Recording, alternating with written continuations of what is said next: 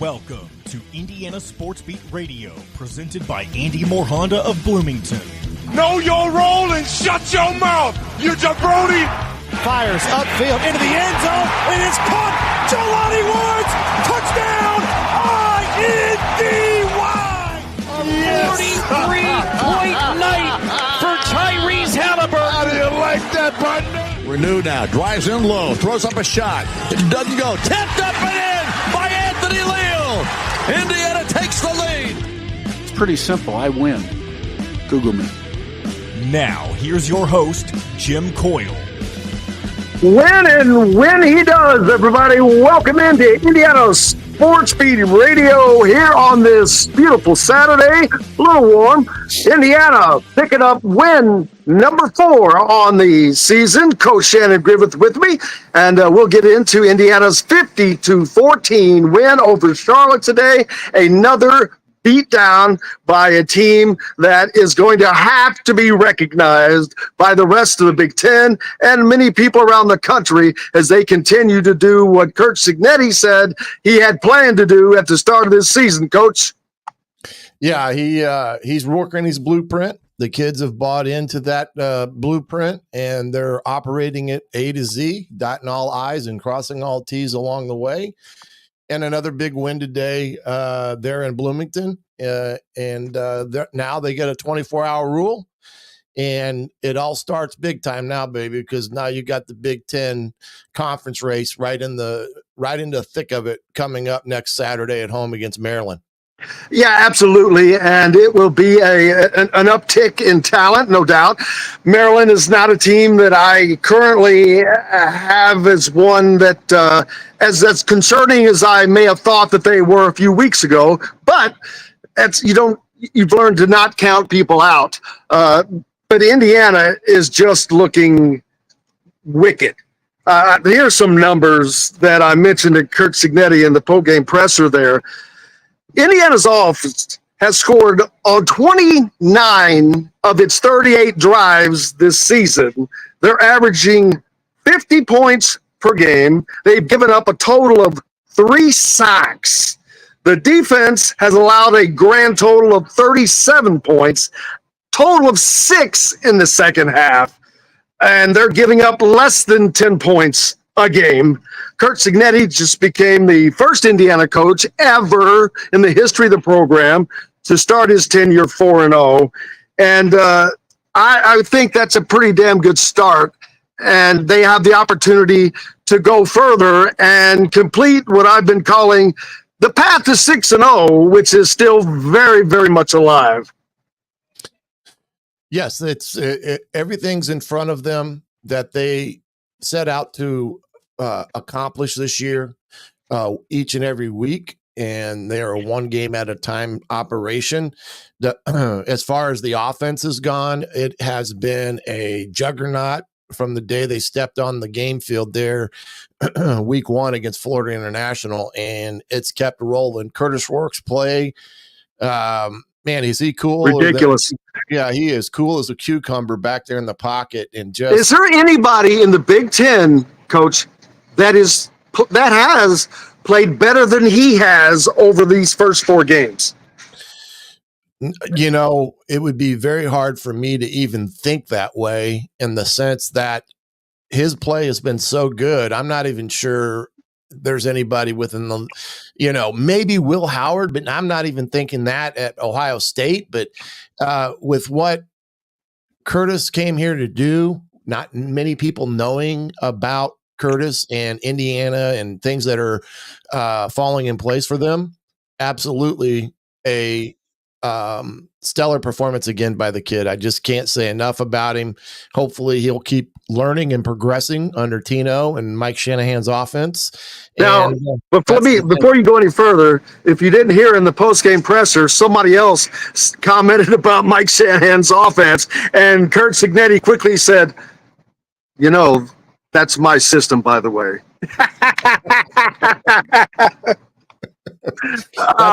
That's right up there with Google me. I'm telling you, man, he doesn't miss a beat or an opportunity.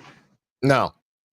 No, and believe me, while that may have been tongue in cheek to a lot of people, let me tell you something. I guarantee it. When Mike Shanahan took over the offensive coordinator's job at JMU, I'm sure the first thing he got from Coach Signetti, besides a handshake, was, okay, here's the playbook you're going to run, because anything that you thought you were going to do, throw it out the window, because this is what you're going to do, because that's the type of guy he is.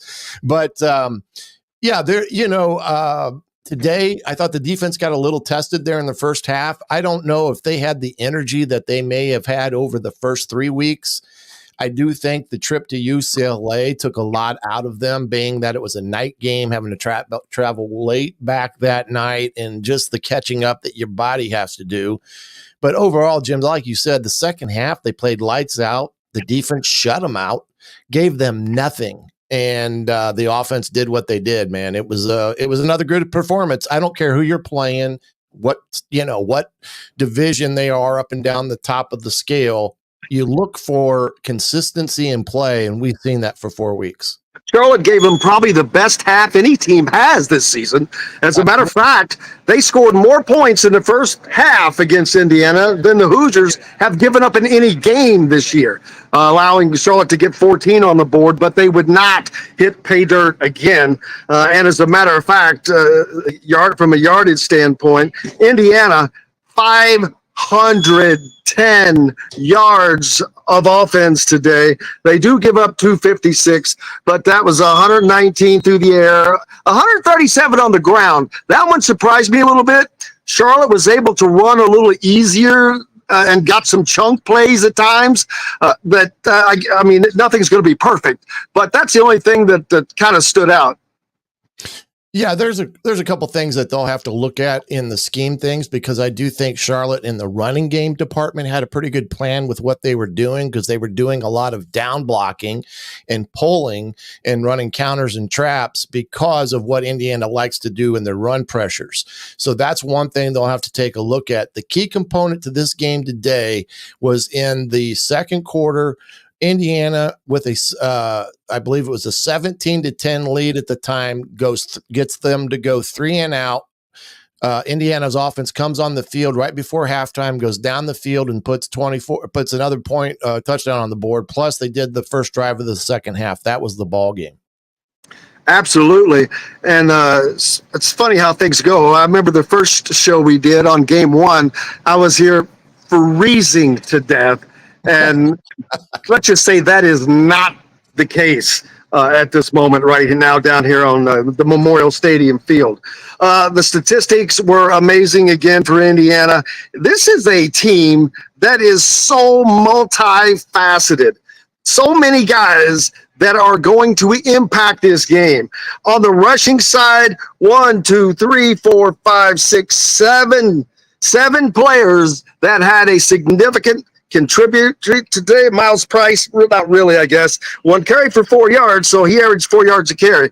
That ain't too bad. Yeah, right. But a 7.3 average for Green. He had 29 yards. You had 58 yards for Ellison, 55 for Kalen Black, 35 for Tyson Lawton, 32 for Curtis Rourke, 29 for Green, and 16 for Martin. That's a lot of guys that you're spreading the ball out to, and that a defense has to focus on, because each and every one of these guys are almost as capable as the other.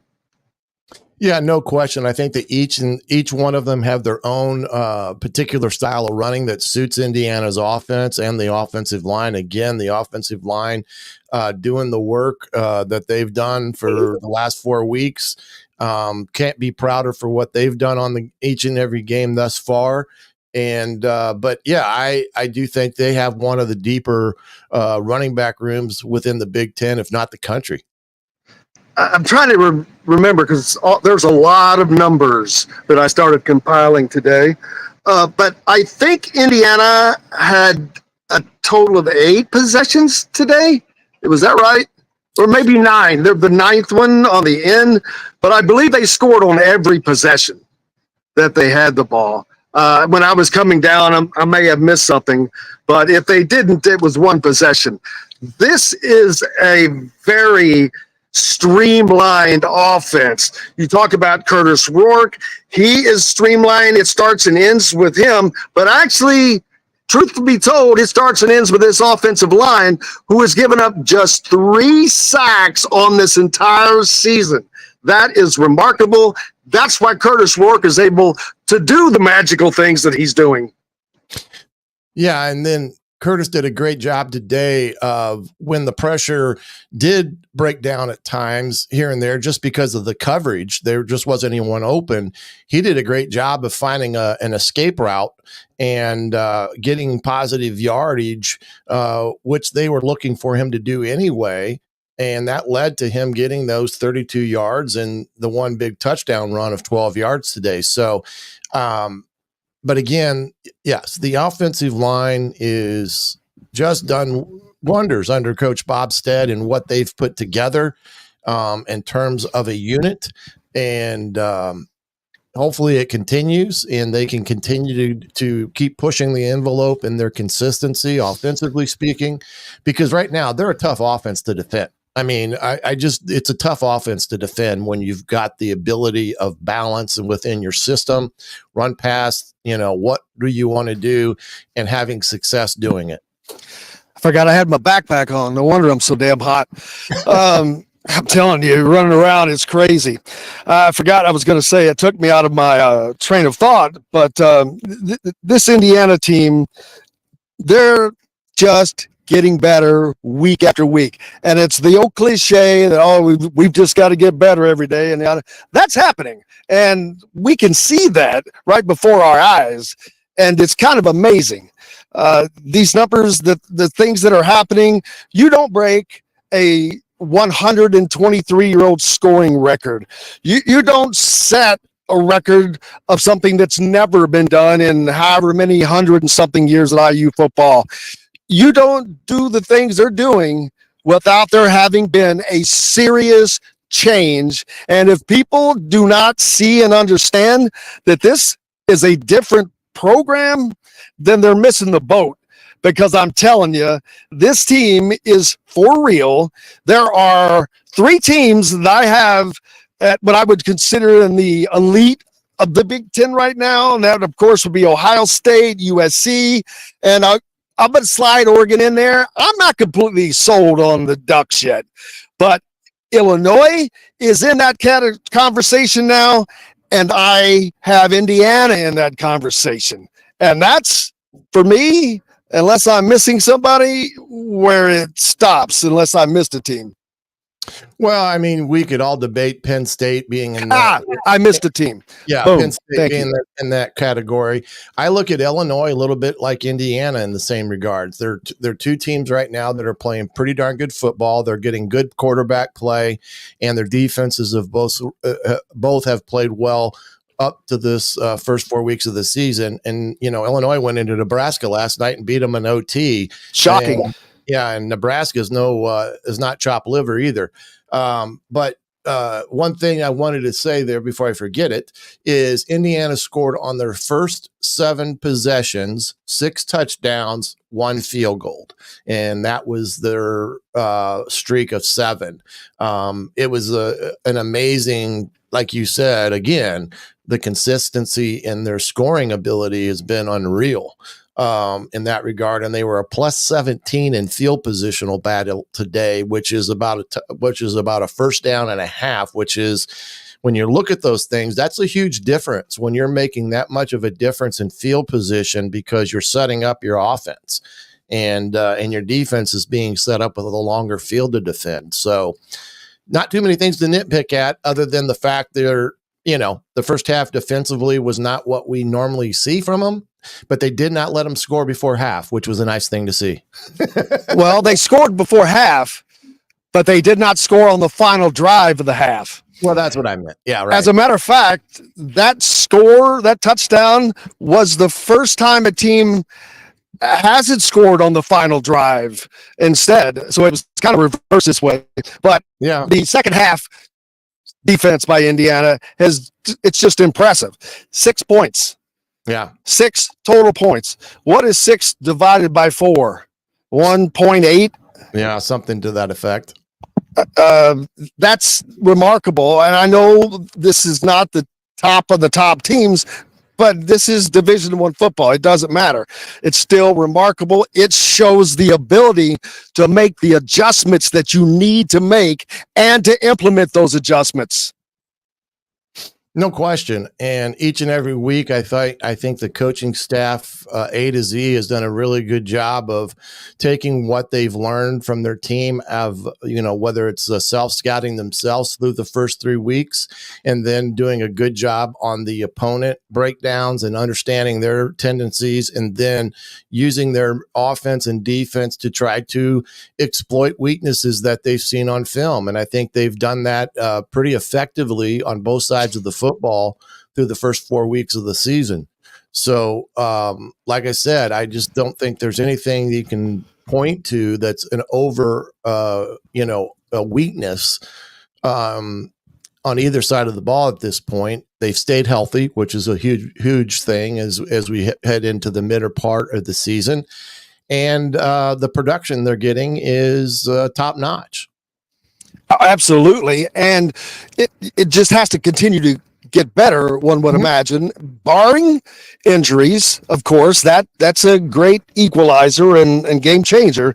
But I am, if you listen to my show regularly, I'm not somebody who goes around puffing up everything and saying it's all rainbows and unicorns and this, that, and the other.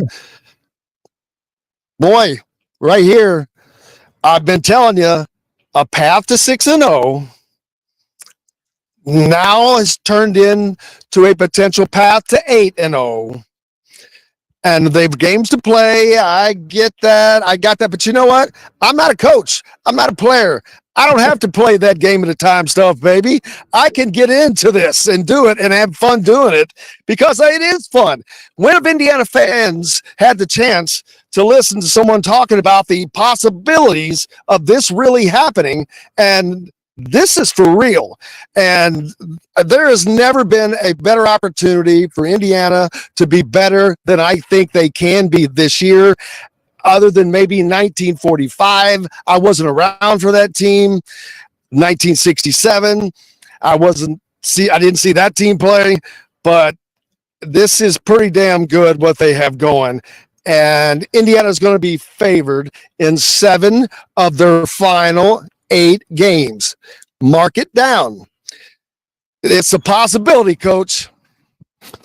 Well, sure. Yeah, it is a possibility. And it's all because of what has Indiana put on the black and white of it that lends itself to believing that these are understandably reachable goals of them accomplishing. I'm not sure you could say that too much at Indiana, where, some of the goals were probably more unexpected or unrealistic as being realistic. Now you're in a position, based upon the evidence that you've seen, to make quantified decisions and expectations of them heading into the Big Ten play. Now, we all know you got to line up between the white lines and do it each and every week. There's nothing at right now that would make you hesitant that this group won't be able to do that in terms of the play that they've given. Absolutely. I was trying to pull up. I think I just lost my microphone or my headphones, actually. Damn, they keep coming unplugged. But I'm trying to look up the penalties today and what those were. What did that end up? Indiana only had 3 penalties on the day. That's remarkable. Considering last week, I believe they had 13. Yeah. They had a season's worth last year. Yeah. The reason I was going to ask that is because Indiana also continues to be virtually mistake-free. If they keep these penalties down like they have done in 2 games, but they have not turned the ball over. Curtis Rourke has not thrown a pick. They have not put it on the ground. Those kinds of unforced errors kill teams. Indiana is not making those mistakes. At least we haven't seen them do it yet. Not that might happen in some form as we go forward, but it's not right now. And you can see what managing your team does for a team as they are flying through this season. And I guarantee you, every defensive coach on Indiana's schedule right now is looking, going, damn, we're going to have to stop that. Mm-hmm. Yeah, there's no question that they're going to give some coordinators some upset stomachs when they play Indiana, just from the standpoint of the productivity that they're going to witness on tape, and seeing how they handle things as an offense. And, today, again, like you said, no turnovers. Now, this is unique. There was no turnovers at all today by either offense. So that's something that you very seldom see in a game that you see this type of big wide margin and points scored. But yeah, Indiana presents some problems, matchup problem, outside, especially if we can get McCauley back going. It's nice to see him getting in there some today. EJ Williams as well, because those guys add to the depth and the mismatch opportunities that they can create, because they're a little taller, got a little bit bigger radius of catching the ball. So on top of that, if you get the play out of the offensive line, that just makes the run game that more suspect to be getting these type of gains that they're getting, averaging about 7 yards a carry today. Speaking of the run game, Indiana, of course, it seemed like everything came through the air with Curtis Rourke, and he had a great day, of course. His stats, very, I don't want to call it pedestrian, surgical. Again, he only throws 20 passes on the day, but he completes 16 of them for 80%. He throws for 250 yards in those. That is, and he has up with a quarterback rating of 205. I mean, this is a week after week thing for him. Then you've got the rushing game, add another 222 yards to the field, and that's what is going to make things unbelievably difficult for teams to defend, because not only does Indiana have a variable amount of ways to throw the ball, they have a bunch of different guys to run the ball, and then you put those two together, that's a lot of different options, Coach. Correct. And the one thing that makes Curtis as good as anybody there is that even under pressure, he does not get rattled. And that's the other reason why defensive coordinators, when they're looking at ways to affect the game with a quarterback, is does he get rattled by bringing pressure? And Curtis yet has shown that that type of pressure does not bother him. In fact, he likes it because he gets these matchups, and that's when he's thrown the big touchdown. So it puts a doubt in the defensive coordinator's mind that, we can't light him up as much as we'd like to. We're going to have to play some base defense. Well, then that just opens up the run game that much more, of course. And then what Curtis does in terms of just accuracy alone is crazy. I don't know if anybody can do some quick math, but whatever 258 divided by 16 is, that's how many yards per catch Curtis Rourke had today. Yards per throw, that's still unbelievably high. Whereas they average 7.5 yards per play today, but it's 16 yards per completion. Yeah. That doesn't include the misses. So this offense is just unbelievable. They are doing the things that most teams do midway through the season. We saw a Nebraska team that pretty much got slowed down by Illinois, especially in the crucial times at overtime last night. It would have been better for Indiana if Nebraska had won that game, because then you have a team that comes in that is going to be higher ranked, because they would have moved up to probably 12th by then. By the time that game rolls around, they would have been undefeated. Indiana would be ranked and undefeated at that time. But now you're going to have a team that's been beat. Not only that, they lost their opportunity for Fox Big Noon kickoff or whatever that will now be on Big Ten Network at noon. I'm pretty certain already, but that's okay. That's a ways off anyway. Maryland is up next. Maryland has kind of been up and down. It's going to be a much more challenging game for Indiana, Coach. Yeah, Maryland's won 2 games in a row. They beat Virginia on the road in a tight ball game, but they found a way to beat Virginia at home. And then, of course, they played down today and end up winning 38-20, I believe. And so they're coming in. Again, their eyes are set on the prize as well, and they know that it's all for real now each and every week. And it's like we talked before during the season started. The Northwesterns of the world, the Marylands of the world, and UCLAs of the world, these are the games that Indiana has to win. And it's not like I want to say it's a must win, but the reality of the matter is this is the type of games that they're going to have to win in the Big Ten to put themselves into position to do some of the things they hope to do. And that's, getting the wins at home, which is another home game. And then when they get a chance to go on the road against the Northwestern in a week or two, being in a position to win that game. So big matchup next week. And it's going to be a darn good ball game. Absolutely. Looking forward to it. Looking forward to the possibility of Indiana going to 5-0 as the path to 6-0 continues. You're welcome. Thank you very much. I should have coined that phrase before the season started, but didn't do that.